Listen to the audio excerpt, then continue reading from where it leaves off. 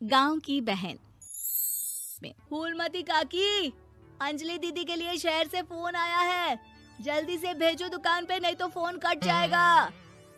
हाँ हाँ बेटा, अभी भेजती हूँ। अंजलि बेटा, तेरे लिए शहर से फोन है, सब काम छोड़ के जल्दी जाके सुन ले, नहीं तो फोन कट जाएगा। हाँ माँ, अभी जाती हूँ, जरूर मीनाक्षी दीदी का फोन आया होगा। हाय अंजलि। नमस्ते दीदी, मेरा मतलब हाय, कैसी हो आप? यहाँ तो सब ठीक है। मामा मामी कैसे हैं? तू कैसी है? मेरे तो एग्जाम्स होने वाले हैं, हर रोज कॉलेज जाना पड़ता है, lectures, extra classes, private coaching. ओ मैं तो इतना थक जाती हूँ, क्या बताऊँ। आपकी कॉलेज वाली बहन जी आपको इतना पढ़ाती है, तो घर कब जाती हैं आप दीदी?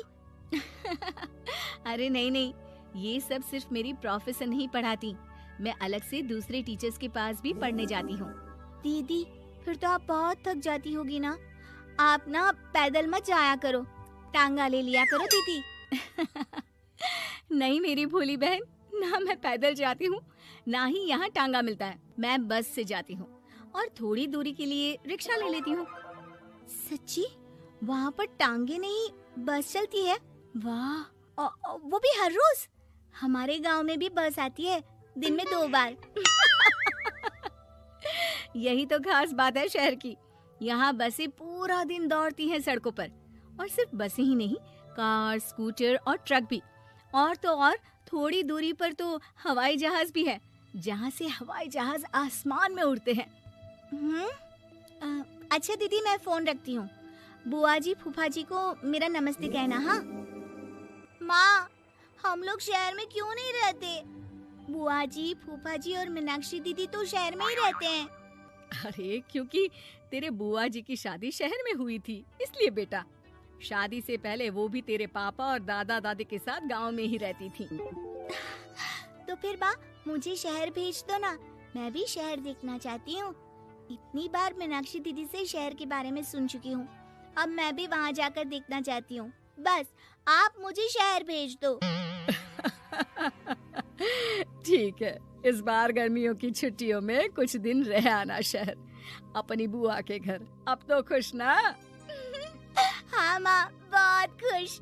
आप देखना मैं शहर जाके कितने मजे करती हूँ। अंजलि अगले दिन स्कूल जाती है और वहाँ अपने सारे दोस्तों को अपने शहर जाने की बात बताकर चिढ़ाती है। अरे श्रद्धा, शीतल, सरोज, तुम लोग इन गर्मियों की छुट्टियों में कहाँ जा रही हो? एकादशी वाले गांव के मेले में। हम तो दूसरे गांव में नानी के घर जाएंगे, उनका घर नहर के किनारे है, बड़ा मजा आएगा। हम इस बार कहीं नहीं जा रहे, बल्कि हमारे घर में रहने के लिए मेहमान आएंगे। और तू? अरे मेरा क्या है, मैं तो बस पास वाले शहर जा रही हूँ, अपनी बुआ जी के घर, वहीं रहूंगी कुछ दिन। तुम लोग चिंता मत करना, मैं चिट्ठी लिखूंगी तुम सबको वहाँ से। पापा मुझे तो चक्कर आ रहे हैं, जी घबरा रहा है। बेटा शहर आने की जिद भी तो तूने ही की थी, अब पहली बार बस में चढ़ी है तो यही होना था, भुगतो अब। अरे मामा जी, अंजलि, आप लोग आने से पहले बता तो देते, मैं लेने आ जाती बस स्टैंड तक। आओ आओ भैया, आओ बेटी अंजलि। माँ बुआ जी कैसे हैं वहाँ, और भाभी कैसी हैं?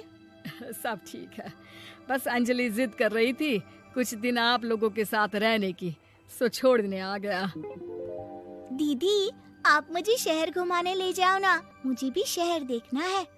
हाँ हाँ चल, तैयार हो जा जल्दी से। अंजलि तैयार होने जाती है और कुछ देर बाद जब बाहर आती है तो अरे ये क्या कर दिया तूने, मार्केट तक ही तो जाना है, इतनी डार्क रेड लिपस्टिक, इतने बड़े बड़े झुमके और चूड़ियां और चेहरे पर इतना सारा पाउडर।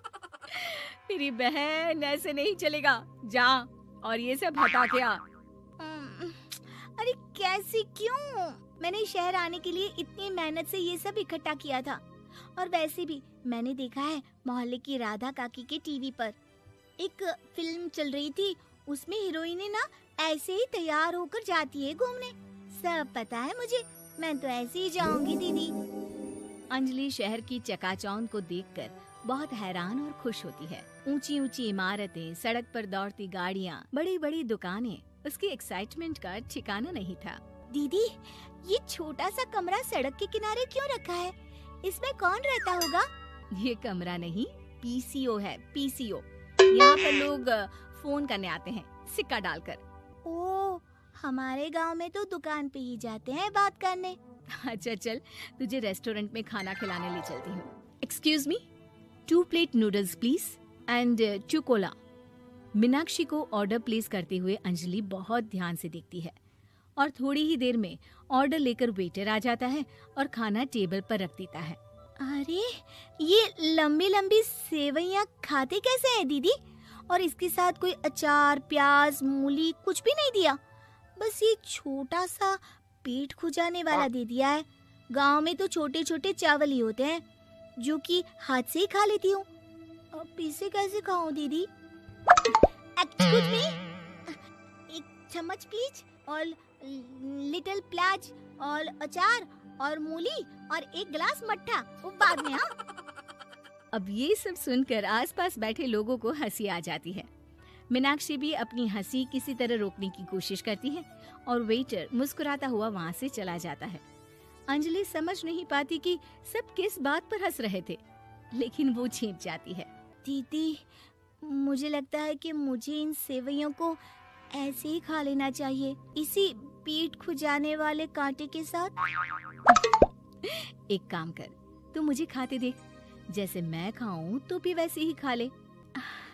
ठीक है दीदी। अंजलि खाते खाते नूडल्स में सिरका ज्यादा डाल देती है, फिर ऊपर से नमक दानी से खेलते हुए काफी नमक भी अनजाने में छिड़क लेती है। अरे, ये क्या क्या खा लिया? अरे हाय हाय, कितना कड़वा है। पानी पानी, ये काला शरबत ही पी लेती हूँ।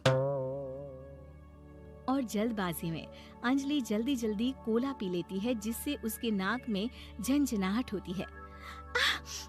दीदी, मुझे ले चलो यहाँ से, मैं ये सब शहरी खाना नहीं खा सकती।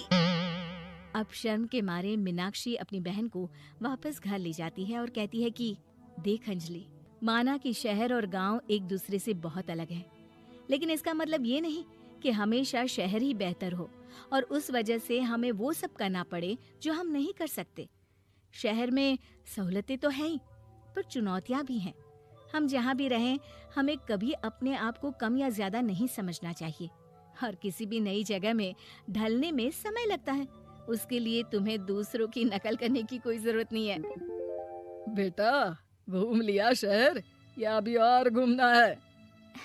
नहीं पापा, मैं अपनी गलती समझ गई हूँ, आप गांव में ले चलिए मुझे। ऐसी ही रोचक और मजेदार कहानियों के लिए अभी सब्सक्राइब करें वायरल रूटेड स्टूडियो VRS को और बेल आइकन जरूर दबाएं ताकि आप कभी भी कोई भी एक्साइटिंग स्टोरी मिस ना करें।